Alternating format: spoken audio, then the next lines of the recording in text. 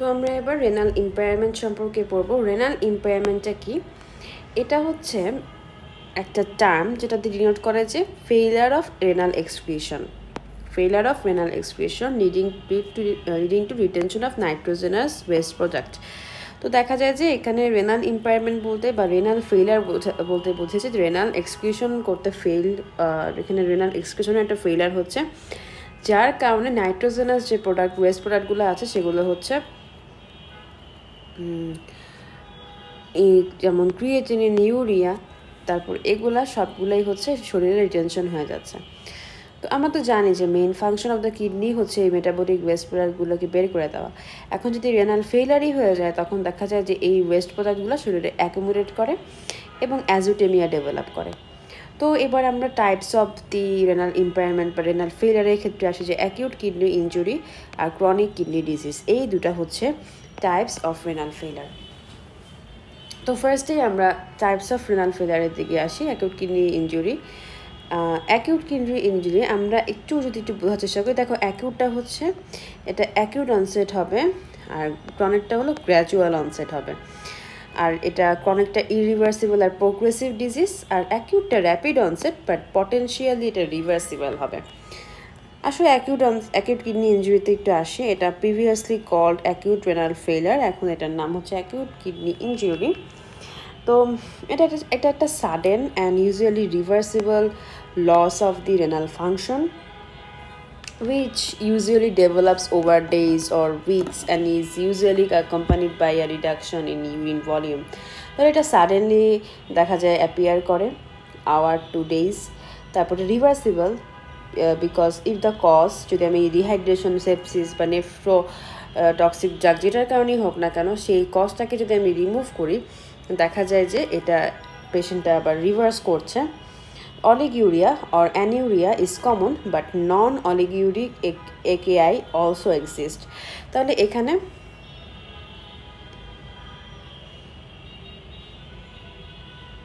Reduction of the urine volume হবে। তো main কেসেসে এখানে অলিগিউরিয়া ডেভেলপ করতে পারে,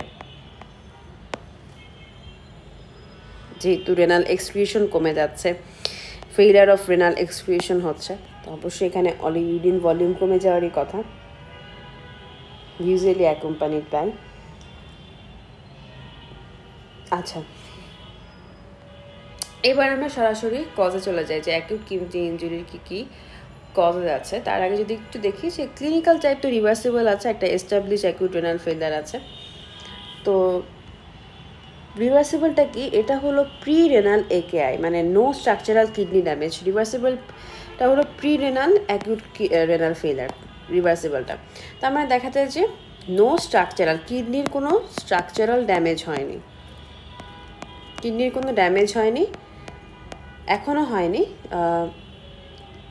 যদি আমরা আর্লি কারেকশন করে ফেলি তো কিডনি ফাংশন তখন রিকভার করবে। আর এস্টাবলিশড একেআই বা এস্টাবলিশ অ্যাকিউট রেনাল ফেইলিয়ার, যেটা এখানে রেনাল প্যারেনকাইমার ড্যামেজ হয়েছে বা কিডনি ড্যামেজ হয়েছে, কিডনি ড্যামেজ হ্যাজ অকার্ড। তো এখানে অ্যাকিউট টিবিউলার নেক্রোসিস বা গ্লোমেরুলারনেফ্রাইটিস এগুলো ডেভেলপ করতে পারে। তো দেখো যে অ্যাকিউট রেনাল ফেইলিয়ার এটা হতে পারে যে কিডনির কোনো ড্যামেজ হয়নি, প্রি রেনাল একটা cause, reversible pre renal acute renal AKI একটা হচ্ছে, আর হচ্ছে এস্টাবলিশড অ্যাকিউট রেনাল ফেইলিয়ার। তাহলে একটা হলো প্রি রেনাল আর একটা হচ্ছে এস্টাবলিশ, তাই না? Establish renal failure, pre renal failure আর এস্টাবলিশ রেনাল ফেইলিয়ার, এটা হচ্ছে দুই রকমের টাইপ। তো আসো আমরা হচ্ছে টোটালি পুরো কজে চলে যাই। এখন কজ কী কী আছে যে অ্যাকিউট রেনাল ফেইলিয়ার বা অ্যাকিউট কিডনি ইনজুরির কী কী কজ থাকতে পারে। তো এই যে প্রি রেনাল কজে আমরা আছি, তারপর রেনাল কজ, এরপরে পোস্ট রেনাল কজে চলে যাব। প্রি রেনাল কজে দেখো এখানে বলেছে যে মানে প্রি রেনাল কজ বলতে টোটালি এখানে ইম্পেয়ার্ড পারফিউশন বুঝিয়েছে, যে কিডনির মধ্যেই মানে কিডনিতে ঢোকার আগে, ব্লাডটা কিডনিতে যাওয়ার আগে যে সমস্ত প্রবলেমগুলো হচ্ছে যার কারণে রেনাল ফেইলিয়ার বা রেনাল ইম্পেয়ারমেন্ট ডেভেলপ করছে সেটাকে এখানে বুঝিয়েছে, এটা হচ্ছে প্রি রেনাল কজের মধ্যে পড়বে। তো এখানে যদি দেখি কার্ডিয়াক ফেইলিয়ার, এখানে কার্ডিয়াক আউটপুট যদি কম হয় তাহলে গ্লোমেরুলার ফিল্ট্রেশন রেট যেটা এটা কমে যাবে এবং সেখান থেকে রেনাল পারফিউশন কমে যাওয়ার কারণে দেখা যাবে যে রেনাল ফেইলিয়ার ডেভেলপ করছে। এরপর আমি যদি সেপসিসে আসি, সেপসিসে আমরা জানি কি হয়, এখানে ভ্যাসোডায়ালেশন হয় এবং রেনাল ভ্যাসোকনস্ট্রিকশন দেখা যায়, কারণ যেহেতু হাইপোটেনশন ডেভেলপ করেছে তখন রেনাল ভ্যাসোকনস্ট্রিকশন হয় যাতে কিনা রেনাল পারফিউশন কমে যায় এবং ইউরিন যাতে আরও বেশি পরিমাণে বের হয়ে গেলে তো হাইপোটেনশন আরও বেশি হয়ে যাবে। তো সেক্ষেত্রে আমি হচ্ছে ভ্যাসো কনস্ট্রিক্ট করে দেবো এবং কিডনির পারফিউশনটা রিডিউস করে দেবো, যাতে করে আমার দেখা যায় যে ইউরিন ভলিউম যাতে আর না কমে, মানে ব্লাডের ভলিউম যাতে আর না কমে এবং ইউরিনের ভলিউম তখন আমরা কমিয়ে দেবো যাতে ব্লাডের ভলিউম আর না কমে। তো ভ্যাসো কনস্ট্রিকশন হলে কিডনিতে যদি ব্লাডই কম ঢুকে তখন দেখা যাবে ইউরিন ফর্মও কম হবে। তো দেখা যাবে যে ব্লাডে তো সেপসিসের মধ্যে এমনি হাইপোটেনশন ছিল, আরও বেশি ইউরিন যদি বের হয়ে যেত তাহলে কিন্তু দেখা যেত যে সমস্যাটা আরও মানে হাইপোটেনশনটা আরও বেশি হয়ে যেত বা ব্লাডের প্রেশার আরও ফল করতো। তো ব্লাড লসের ক্ষেত্রে যদি দেখি যে এখানে যে এমনি ব্লাড নাই, তো কিডনিতে সাপ্লাইয়ের জন্য ব্লাড নাই, তখন ডিহাইড্রেশন বা যদি ভাস্কুলার অক্লুশন হয় তখনও যদি কিডনিতে যে পারফিউশনের সমস্যা হয়, তো মেনলি এগুলো সবই হচ্ছে কিডনির পারফিউশনের সমস্যা, লাইক কার্ডিয়াক ফেলিয়ার হলে বা কোনোভাবে ব্লাড লস হলে, হ্যাঁ, বা সেপসিস হলে তখন এই সমস্ত কেসে দেখা যায় এটা। এবার রেনাল কজে আছে, এটা হচ্ছে গ্লোমেরুলার নেফ্রাইটিস। এটা হলো immune mediated inflammation of the glomeruli, আমরা প্রথম থেকেই দেখেছি যে সেখানে কিন্তু দেখা যায় যে ফিল্ট্রেশনটা কমে যায়, কিডনির ফিল্ট্রেশন কমে যায় এবং যার কারণে এখানে হেমাচিউরিয়া, তারপরে প্রোটিন ইউরিয়া এগুলা ডেভেলপ করতে পারে। আচ্ছা, তাহলে এটা গেল renal cause. Small vessel vasculitis, এখানে autoimmune inflammation of the renal arterioles, সেক্ষেত্রে গ্লোমেরুলাই ড্যামেজ হয়, ড্যামেজ হওয়ার পরে এগুলো আর কি দেখা যায়। তো অ্যাকিউট টিবিউলার নেক্রোসিস যেটা, সেক্ষেত্রে দেখা যাবে মানে এখানে গ্লোমেরুলার ড্যামেজ হওয়ার পরে আলটিমেটলি অ্যাকিউট রেনাল ফেইলার বা অ্যাকিউট কিডনি ইনজুরি হবে।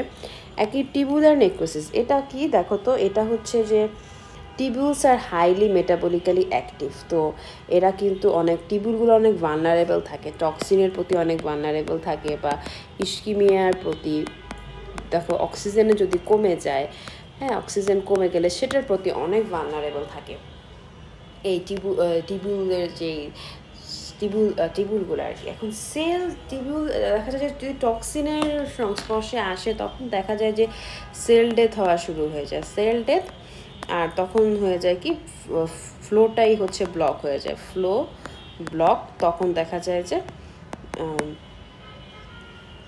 অ্যাকুট কিডনি ইনজুরি ডেভেলপ করছে। তারপর ইন্টারস্টিশিয়াল নেফ্রাইটিস, এটা কি হচ্ছে, এখানে হচ্ছে রেনাল ইন্টারস্টিশিয়ামে ইনফ্লামেশন হচ্ছে, সেটা ড্রাগের কারণে বা টক্সিনের কারণে হতে পারে।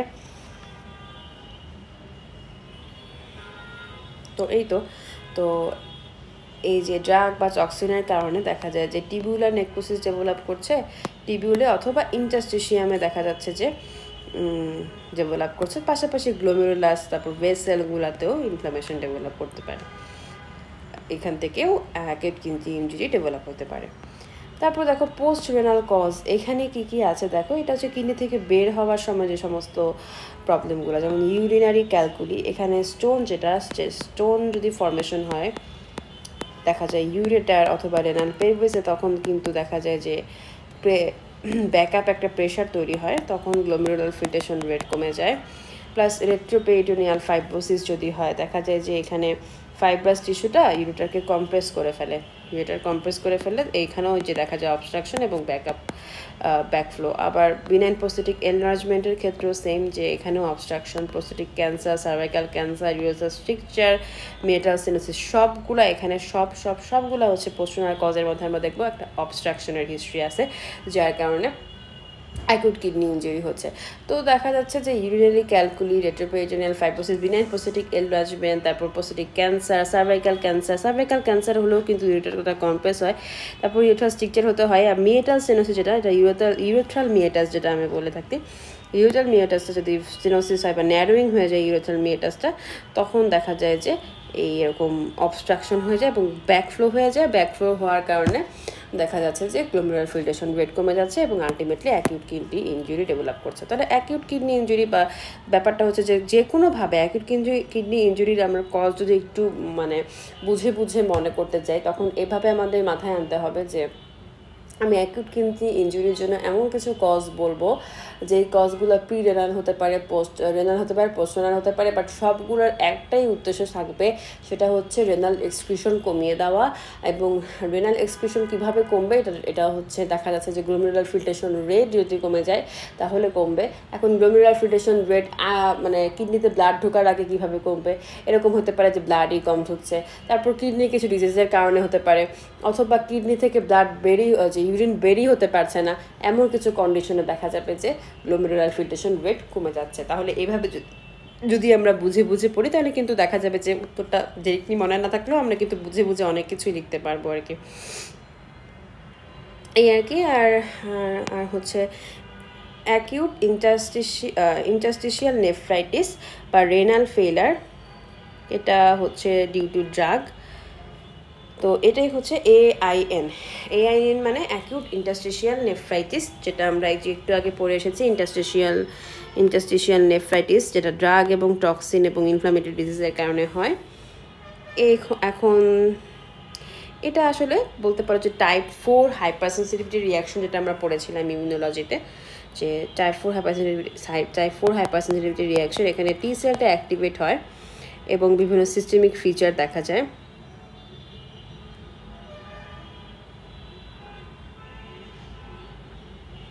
তো এখানে দেখা যায় যে আমাদের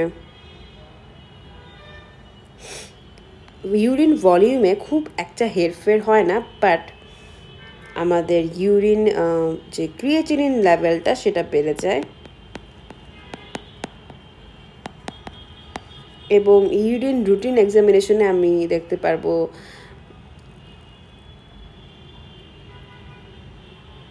লিউকোসাইটিউরিয়া এবং ইওসিনোফিলিয়া। লিউকোসাইট আমি ইনফ্লামেশনটাকে সাজেস্ট করার জন্য আর কি পাচ্ছি, তো আর ইওসিনোফিলিউরিয়া পাচ্ছি, যেখানে মানে ইওসিনোফিল আর লিউকোসাইট পাচ্ছি ইউরিনে এক কথায়।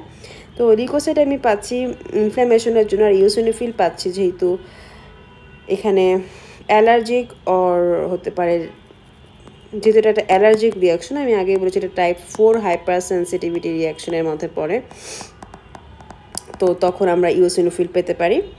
তো ইউরিন রুটিন এক্সামিনেশন আমি দেখবো যে ইওসিনোফিল পাবো, প্লাস দেখা যাচ্ছে যদি ব্লাডে ইওসিনোফিলের পরিমাণও বেড়ে যাবে যেহেতু অ্যালার্জিক। আর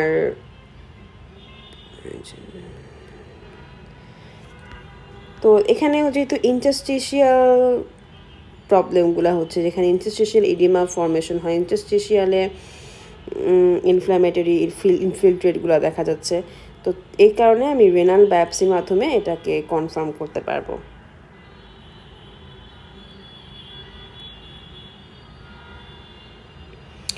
আর এই যে দেখো ফিভার, র্যাশ, এগুলো কিন্তু দেখা যাচ্ছে টি সেল অ্যাক্টিভেশনের কারণে।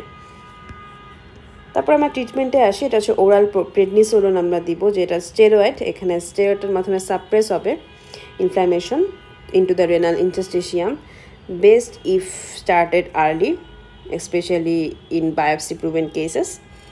তো ডিলেড স্টেরয়েড ইউজ করলে দেখা যায় যে ক্রনিক ইন্টারস্টিশিয়াল ফাইব্রোসিস এবং পার্মানেন্ট রেনাল ড্যামেজ হতে পারে। তো যাই হোক, এই ছিল আমাদের অ্যাকিউট ইন্টারস্টিশিয়াল নেফ্রাইটিস। এটা অ্যাকচুয়ালি ইন্টারস্টিশিয়ামে, এটা আসলে অ্যালার্জিক রিয়াকশন এবং এটা মেনলি ইন্টারস্টিশিয়ামে ইনভলভড হয়। ইন্টারস্টিশিয়ামে ইনফ্লামেটরি সেলগুলো ইনফিল্ট্রেট করে, তো টাইপ 4, তারপর ইন্টারস্টিশিয়ামে ইনফিল্ট্রেট করবে।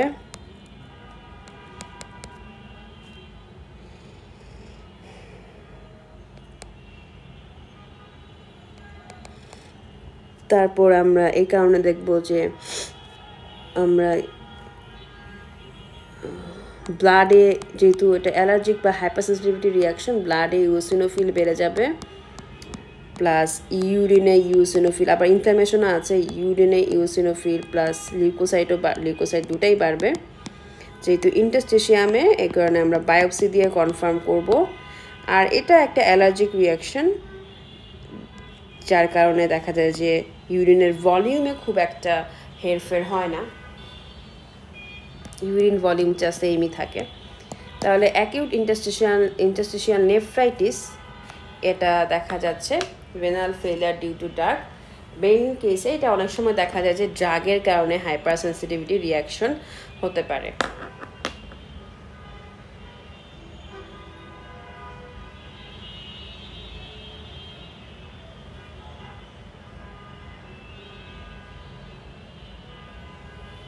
তো কোন দাগের কারণে এটা হতে পারে? আমরা তো পড়ে এসেছি NSAID, তারপরে বিটা-ল্যাকটাম অ্যান্টিবায়োটিক, পেনিসিলিন, এগুলোর কারণে রেনাল ইন্টারস্টিশিয়াম আর টিবিউলটা ইনফ্ল্যামড হয়ে যায়, তখন দেখা যায় যে রেনাল ফাংশনটা ইম্পেয়ার হয়। তো এটা হচ্ছে ডাইরেক্ট টক্সিসিটি না, এটা টি-সেল মেডিয়েটেড একটা ইমিউন রেসপন্স।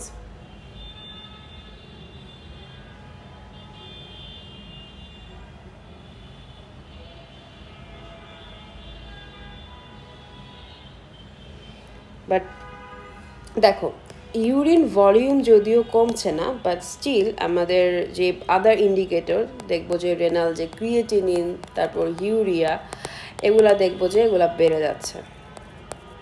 এভাবে ক্রিয়েটিনিন ইউরিয়া বাড়ার মাধ্যমে আমরা বুঝবো যে রেনাল ফাংশনে হ্যাম্পার হচ্ছে। তো এই ছিল মোটামুটি আমাদের AIN। এবার সরাসরি আমরা চলে যাই AKI এ বা অ্যাকিউট কিডনি ইনজুরিতে। আচ্ছা, এখানে যেটা হচ্ছে এস্টাবলিশড অ্যাকিউট রেনাল ফেলিয়ার, যেটা মানে একদম রেনাল কজ, তার মানে আমরা রেনাল কজে চলে আসছি, সেটার কী কী ম্যানেজমেন্ট আমরা করব। তো সেখানে যেহেতু রেনাল কজ, আর সেখানে আমাদের কি হতে পারে, রেনাল কজে অবশ্যই দেখা যায় ইউরিন ভলিউমটা রিডাকশন হবে।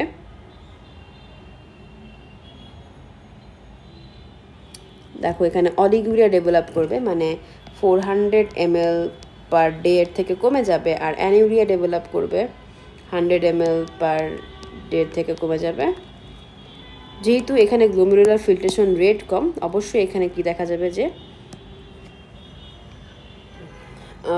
গ্লোমেরুলার ফিল্ট্রেশন রেট কম, তাহলে দেখা যাবে যে এখানে ইউরিনের ভলিউমও কমে গেছে। আবার হাইপার ক্যালেমিয়া ডেভেলপ করবে, ফিচার অফ হাইপার ক্যালেমিয়া। এখানে হাইপার ক্যালেমিয়া হচ্ছে কারণ দেখা যাচ্ছে যে পটাশিয়াম এক্সপ্রেশন কমে যাচ্ছে, যার কারণে আলটিমেটলি এটা হার্টে এফেক্ট করবে, যা অ্যারিথমিয়া ডেভেলপ করতে পারে এখান থেকে। আর মেটাবলিক অ্যাসিডোসিস, যেহেতু এখানে হাইড্রোজেন এক্সক্রিশনও কমে গেছে। আর ডাইলিউশনাল হাইপোনাইট্রিমিয়া, এটা হচ্ছে দেখা যায় যে যেহেতু অনেক বেশি পরিমাণে দেখা যাচ্ছে যে রিটেনশন অফ ইউরিন হচ্ছে, তো এখানে অবশ্যই হাইপোনাইট্রিমিয়া ডেভেলপ করবে এবং হাইপোক্যালসিমিয়া ডেভেলপ করতে পারে।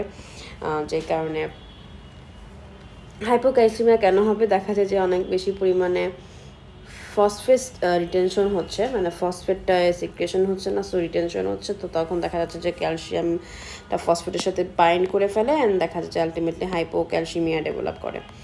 আদার ফিচারের মধ্যে বা ইউরিমিক ফিচারের মধ্যে অ্যানোরেক্সিয়া, নজিয়া, ভমিটিং, যেখানে ড্রাউজিনেস, অ্যাপাথি থাকবে, মাসেল টুইস্টিং থাকবে, হিকফ থাকবে, ফিট থাকবে, কমা থাকবে। তো এই যে uraemic syndrome, anorexia, Nazia, vomiting, এগুলা হচ্ছে অ্যাকুমুলেশন অফ দ্য ইউরিমিক টক্সিনের কারণে, মানে ইউরিয়া এগুলা হচ্ছে দেখা যায় যে অনেক সময় CNSকে এফেক্ট করে ইউরিমিক টক্সিনগুলো, তারপরে হচ্ছে GITকে ইনভলভ করে, তখন হচ্ছে আমাদের এ ধরনের ফিচার ডেভেলপ হয়। তারপর রেসপিরেটরি রেট বেড়ে যাচ্ছে, সেটা হলো দেখা যাচ্ছে যে যেহেতু মেটাবলিক অ্যাসিডোসিস ডেভেলপ করেছে, খুবই স্বাভাবিক আমাদের সেটা কম্পেনসেশনের জন্য এটা রেসপিরেটরি রেট বেড়ে যাবে। কার্বন ডাইঅক্সাইড অনেক বেশি পরিমাণে আমাদের এখান থেকে নিঃশ্বাস দিয়ে বের করে দেওয়ার চেষ্টা করব। ইনভেস্টিগেশনে আমরা সরাসরি চলে যাব যে আমাদের রেনাল ফাংশনটা ঠিক আছে নাকি, যেমন ব্লাড, ইউরিয়া এবং সেরাম ক্রিয়েটিনিন। তারপর আমরা সেরাম ইলেকট্রোলাইটে যাব, সেখানে দেখব যে এই যে হাইপার ক্যালেমিয়া, হাইপোনাইট্রিমিয়া, হাইপোক্যালসিমিয়া, হাইপার ফসফেটেমিয়া, এই জিনিসগুলো আমাদের দেখতে হবে, যে পটাশিয়াম বাড়ছে এবং আর কি বাড়ছে, ফসফেট বাড়ছে, কারণ এরা এক্সক্রিট হতে পারছে না। আর পাশাপাশি হচ্ছে হাইড্রোজেন আয়নও বাড়ছে, যে হাইড্রোজেন আয়নও বাড়ছে, তাহলে এটা মেটাবলিক অ্যাসিডোসিস ডেভেলপ করতে পারছে। তো এগুলা হচ্ছে আমাদের এক্সক্রিশন হতো আর কি কিডনি দিয়ে, এগুলো এক্সক্রিশন হচ্ছে না। আর কিছু আছে যেগুলা রিঅ্যাবজর্ব হতো, পানি বেশি বেড়ে যাওয়ার কারণে দেখা যাচ্ছে সোডিয়াম সোডিয়াম ডাইলিউশনাল হাইপোনাইট্রিমিয়া ডেভেলপ করছে, আর ক্যালসিয়াম দেখা যাচ্ছে যে এর সাথে বাইন্ড করে হাইপোক্যালিমিয়া ডেভেলপ করছে। তাহলে কি কি জিনিস এক্সক্রিশন হওয়ার কথা এবং এখন আর এক্সক্রিশন হচ্ছে না, যেমন পটাশিয়াম, ফসফেট, হাইড্রোজেন আয়ন, এগুলো এখান থেকে এক্সক্রিশন হচ্ছে না। আমি ইউরিন অ্যানালাইসিসে যাই। ইউরিন অ্যানালাইসিসে আমরা কী কী দেখতে পারি যে এখানে প্রোটিন ইউরিয়া, তারপরে হেমাচিউরিয়া বা কাস্ট, মানে প্রোটিন যাচ্ছে নাকি বা কাস্ট যাচ্ছে নাকি বা ব্লাড যাচ্ছে নাকি সেটা হচ্ছে বের করতে পারি আমরা এখান থেকে। তারপর ফুল ব্লাড কাউন্ট করে কি দেখতে পারি যে অ্যানিমিয়া ডেভেলপ করেছে নাকি বা হচ্ছে দেখা যাচ্ছে প্লাটিলেট কমে গেছে নাকি, সেরাম অ্যালবুমিন কমে গেছে নাকি। যে প্রোটিন ইউরিন দিয়ে বের হলে সেরাম অ্যালবুমিন কমে যাবে, দেখা যাচ্ছে যে নেফ্রোটিক সিন্ড্রোম এখানে দেখা যায়। সি রিঅ্যাক্টিভ প্রোটিন যেটা, এটা আমরা জানি হাই সিআরপি, যে ইনফ্ল্যামেটরি ডিজিজের ক্ষেত্রে বা সেপসিসের সময় এটা অনেক বেড়ে যায়। তারপর রেনাল আল্ট্রাসোনোগ্রাম করে আমরা দেখতে পারি যে কোনো অবস্ট্রাকশন আছে নাকি রেনাল। তারপর দেখবো যে স্মল কিডনি ডিজিজ বা হাইড্রোনেফ্রোসিস আছে নাকি। কালচার করব আমরা ব্লাড, ইউরিন, ওন্ড, এগুলো কালচার করব। কালচার করে কি দেখব, কালচার করে দেখবো যদি কোনো ইনফেকশন আছে নাকি, ওটা আমরা সাসপেক্ট করার জন্য কালচার করছি, মানে ইনফেকশনটা দেখার জন্য কোন অর্গানিজম দিয়ে হচ্ছে। চেস্ট এক্সরে তো করবো হচ্ছে পালমোনারি ইডেমা আছে নাকি বা ইনফেকশন আছে নাকি, কজ দেখা যাচ্ছে যে ইউরিন তো বের হচ্ছে না, অলিগিউরিয়া বা অ্যানুরিয়া ডেভেলপ করছে। ইসিজিতে দেখা যাচ্ছে যে আমরা হাইপারক্যালেমিয়া বা পেরিকার্ডিটিস, যেহেতু এখানে পটাশিয়াম লেভেল বেড়ে যাচ্ছে তখন হাইপারক্যালেমিয়া বা পেরিকার্ডিটিস ডেভেলপ করতে পারে। আমরা ট্রিটমেন্টে চলে আসি। ট্রিটমেন্টের মধ্যে সবার আগেই দেখবো যে ফ্লুইড ব্যালেন্স থাকবে, যে আমরা হাইপোভলিমিয়া, যেটা হাইপোভলিমিয়া, এটা কারেকশন করব। এটা হচ্ছে ফ্লুইড ব্যালেন্স। তারপর ট্রিটমেন্ট অফ দ্য হাইপারক্যালেমিয়া, আমরা এখানে কি করব, ইমার্জেন্সি ম্যানেজমেন্ট হিসেবে আমরা হাইপারক্যালেমিয়াটাকে অবশ্যই আমাদের হচ্ছে ম্যানেজ করতে হবে। অ্যাসিডোসিস কারেকশন করতে হবে। তারপর নেফ্রোটিক ড্রাগ, যেগুলা নেফ্রোটক্সিক ড্রাগগুলো ডিসকন্টিনিউশন করতে হবে। এই তো। তারপর ইনফেকশন কন্ট্রোল করা লাগবে অ্যান্টিবায়োটিক দিয়ে, অ্যাড্রেনাল রিপ্লেসমেন্ট থেরাপি যদি দরকার হয় তখন দেওয়া যেতে পারে। ইনফেকশনটা কন্ট্রোল আমরা করব ব্রড স্পেকট্রাম আইভি অ্যান্টিবায়োটিকের মাধ্যমে। রেনাল রিপ্লেসমেন্ট থেরাপি যেটা, সেটা যদি ইন্ডিকেশন থাকে তখন আমাদের অবশ্যই করতে হবে। আমরা সরাসরি চলে যাই, এটা তো ছিল একিআই উইথ হাইপোক্যালেমিয়া এগুলো কেস। এবার principle of management of the acute renal ফেলিয়ারে চলে যাই। এখানে কি হয়, acute renal failure, now called acute kidney injury, is a syndrome not a diagnosis. ঠিক আছে, তো ম্যানেজমেন্ট এখানে কিছু জিনিসের উপর ডিপেন্ড করে। Management depends on the cause, যে এই কজটা কি প্রি রেনাল নাকি এটা রেনাল নাকি পোস্ট রেনাল, এসব কজ আমরা আগে ডিটেক্ট করব, তারপরে আলটিমেটলি কাজগুলো করব। যদি প্রি রেনাল হয় তখন আমি হচ্ছে এখানে ফ্লুইড দেব। তারপর দেখব যে দেখা যাচ্ছে যে মানে প্রি রেনাল তো ডিহাইড্রেশন বা হার্ট ফেলিয়ারের জন্য হয়, তখন আমি ফ্লুইড দেব। আর যদি এটা দেখা যায় যে একটা রেনাল কজে হয়, যেমন গ্লোমেরুলোনেফ্রাইটিস, তখন আমি ওভাবে ট্রিট করবো, ইমিউনোসাপ্রেশন থেরাপি দেবো। আবার পোস্ট রেনাল যদি হয় তখন আমি হচ্ছে অবস্ট্রাকশনটা ক্যাথেটারের মাধ্যমে বা নেফ্রোস্টমি যাই করি ভাবে হচ্ছে অবস্ট্রাকশনটা সরাবো যদি পোস্ট রেনাল হয়। তো without correcting disease, supportive measures alone will not reverse the injury. তো অবশ্যই আমাদের ডিজিজটা কারেক্ট করতে হবে।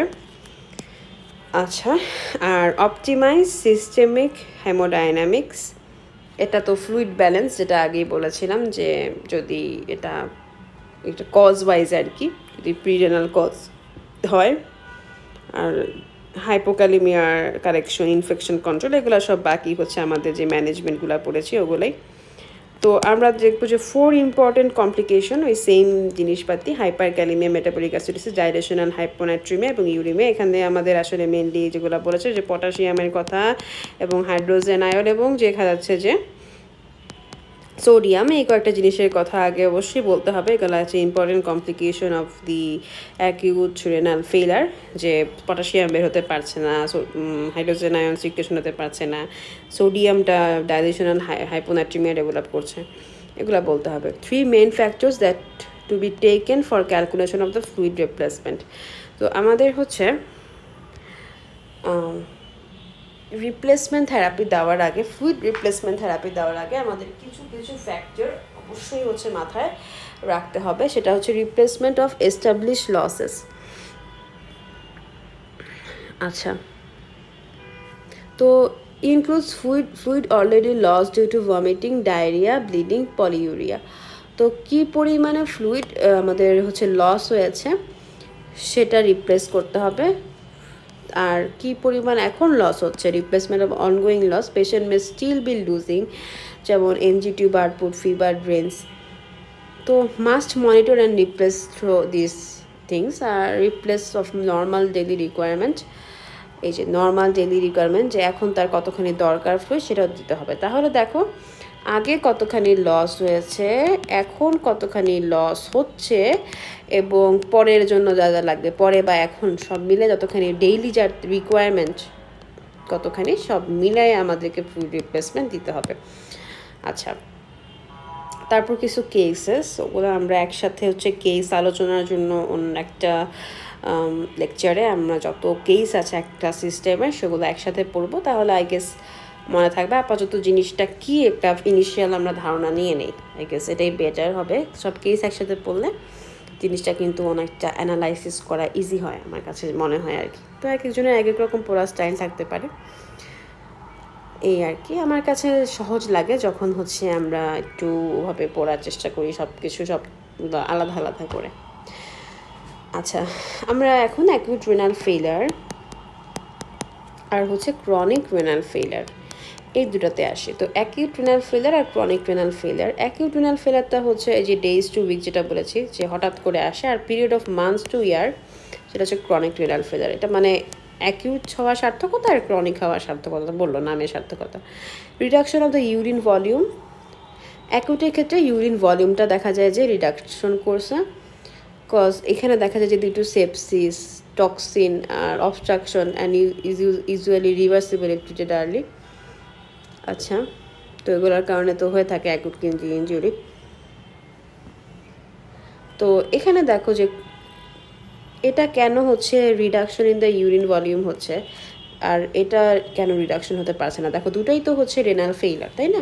দুটোর ক্ষেত্রে রেনাল এক্সক্রিশনের সমস্যা হওয়ার কথা, বাট কেন অ্যাকিউটের ক্ষেত্রে হচ্ছে এবং কেন ক্রনিকের ক্ষেত্রে হচ্ছে না।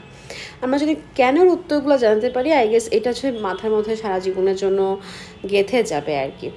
তো এই কারণেই আর কি প্রতিটা লাইন পড়ার সময় কেন কেন করে হচ্ছে অ্যানালাইসিস করে পড়া, আর এমনি লেন্থি করার তো কোনো উদ্দেশ্য নেই আসলে। এভাবে ছাড়া যাদের মনে থাকে তো থাকলো, এটা তো ভালো, বা যাদের মনে থাকে না কিন্তু তাদের জন্যই এই ভিডিওগুলো, এই আর কি। তো আমরা আসি যে দেখা যায় যে অ্যাকিউট রেনাল ফেইলার যেটা, সেখানে সাডেন ডিক্লাইন হয়, সাডেনলি দেখা যায় যে কিডনির ফাংশন ডিক্লাইন করে, তখন হঠাৎ করে ইউরিন আউটপুট কমে যায়। বাট ক্রনিক কিডনি ডিজিজের ক্ষেত্রে দেখা যায় যে ইউরিন আউটপুট হচ্ছে মেনটেন থাকে, একদম লাস্ট পর্যন্ত মেনটেন থাকে। তো সেটা হতে পারে যে শরীরের কি বলে এটাকে, আমরা অভিযোজন পড়ে এসেছি না, অনেকটা এরকম। আচ্ছা, ব্লাড প্রেশার এখানে হাইপোটেনশন ডেভেলপ করে। Common causes like volume depletion আর sepsis, reduced perfusion, low BP. তো দেখো যে ভলিউম ডিপ্লেশনের কারণে তো অ্যাকিউট রেনাল ফেইলারটা হয়, আর ক্রনিক রেনাল ফেইলারটা দেখা যায় যে লং স্ট্যান্ডিং রেনাল ড্যামেজ হয়, যেখানে যার কারণে সল্ট এবং ওয়াটার রিটেনশন মানে অ্যাক্টিভেটিং রেনিন অ্যাঞ্জিওটেনসিন অ্যান্ডোস্টেরন সিস্টেমটা অ্যাক্টিভেট হয়ে দেখা যায় যে রেস্ট বিপিতে চলে যায়। মানে শরীর অলরেডি রেনিন অ্যালডোস্টেরন অ্যাঞ্জিওটেনসিন সিস্টেমকে অ্যাক্টিভেট করে দিয়েছে, তখন দেখা যায় যে রেস্ট বিপির দিকে চলে যাচ্ছে। অ্যানিমিয়াতে দেখো অ্যাকিউট কিডনি ইনজুরিতে অ্যানিমিয়া থাকে না, বাট ক্রনিক কিডনি ইনজুরিতে অ্যানিমিয়া প্রেজেন্ট থাকবে। তো এই যে ক্রনিক কিডনি ইনজুরির কারণে দেখা যাচ্ছে যে ক্রনিক রেনাল ফেলারে হচ্ছে ইরিথ্রোপয়েটিন প্রোডাকশন আস্তে আস্তে কমে যায়, কারণ ইরিথ্রোপয়েটিন ডেফিসিয়েন্সি হতে কিছুটা সময় লাগে। it takes time for erythropoietin deficiency to cause significant drop in the hemoglobin. আচ্ছা, erythropoietin deficiency তো হলোই যে রেনাল ফাংশনের সমস্যা হচ্ছে, তার কারণে অবশ্যই দেখা যাচ্ছে যে erythropoietin deficiency হচ্ছে। বাট যেহেতু অ্যাকিউট কন্ডিশন, অ্যাকিউটের ক্ষেত্রে দেখা যাবে যে কিছুটা সময় লাগবে erythropoietin deficiency, তার erythropoietin deficiency অ্যানিমিয়া কজ করার জন্য কিছুটা সময় লাগবে। বাট ক্রনিক রিনাল ফেলারের ক্ষেত্রে দেখা যাবে যে সে তো অনেকটা সময় পেয়ে গেছে, তো তার ক্ষেত্রে অ্যানিমিয়া প্রেজেন্ট থাকবে। তারপরে আমরা আসি যে সাইজ অফ দ্য কিডনি, এটা হচ্ছে স্মল হয়ে যায়। আর এটা তো আগেই বলেছিলাম, অ্যাকিউটটা হলো রিভার্সিবল ইউজুয়ালি, আর ক্রনিকটা reversible. Size of the kidney আমরা দেখবো যে দেখা যাচ্ছে যে যেই size of the kidney long time যেহেতু আছে, তাহলে দেখা যায় যে লং টাইম কিডনিতে একটা সমস্যা থাকলে ওটা আলটিমেটলি দেখা যায় যে স্কারিং, অ্যাট্রোফি, ফাইব্রোসিস হয়ে দেখা যায় যে রেনাল শ্রিঙ্কেজ হয়ে যেতে পারে, তখন এটার সাইজটা স্মল হয়ে যেতে পারে। তো এখানে দেখা যায় যে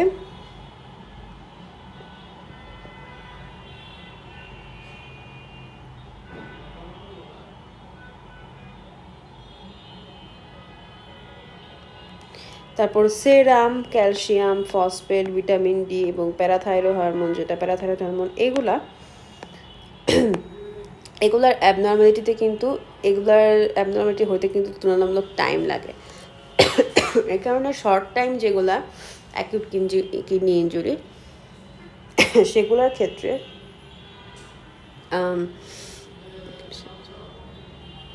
এই অ্যাবনর্মালিটিগুলো দেখা যায় না। বাট ক্রনিকের ক্ষেত্রে আমরা এখানে low calcium, vitamin D, high phosphate এগুলো দেখতে পারি। তারপর রেনাল অস্টিওডিস্ট্রফি, তারপর পেরিফেরাল নিউরোপ্যাথি, মায়োপ্যাথি, এগুলা সবই হচ্ছে ক্রনিক কেসের সিমটমসগুলা।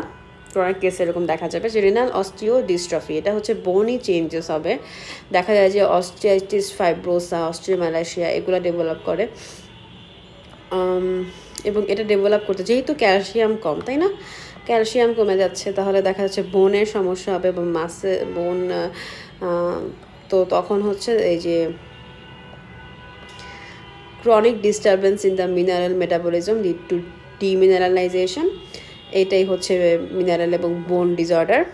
আর পেরিফেরাল নিউরোপ্যাথি, এটা হচ্ছে দেখো যে অনেক দিন ধরে ইউরিমিক নিউরোপ্যাথি, এটা আসলে যে অনেক দিন ধরে টক্সিন অ্যাকুমুলেশন হওয়ার ফলে একটা টাইমে দেখা যাবে যে নিউরোপ্যাথি ডেভেলপ করেছে। আর মায়োপ্যাথিটা, এটা প্রেজেন্ট থাকবে। মায়োপ্যাথিটা বোঝাচ্ছে যে মাসেল ওয়েস্টিং অর উইকনেস, এটাও হচ্ছে ইউরিমিয়া বা যে ভিটামিন ডি ডেফিসিয়েন্সির কথা আমরা বলেছি, বা ইলেকট্রোলাইট ইমব্যালেন্স, সব কিছুই হচ্ছে মাসেল উইকনেসের ক্ষেত্রে একটা ভূমিকা পালন করবে। তার পাশাপাশি এই যে ক্যালসিয়াম কমে যাওয়া, এগুলো সবই কিন্তু মাসেল উইকনেসে কন্ট্রিবিউট করবে।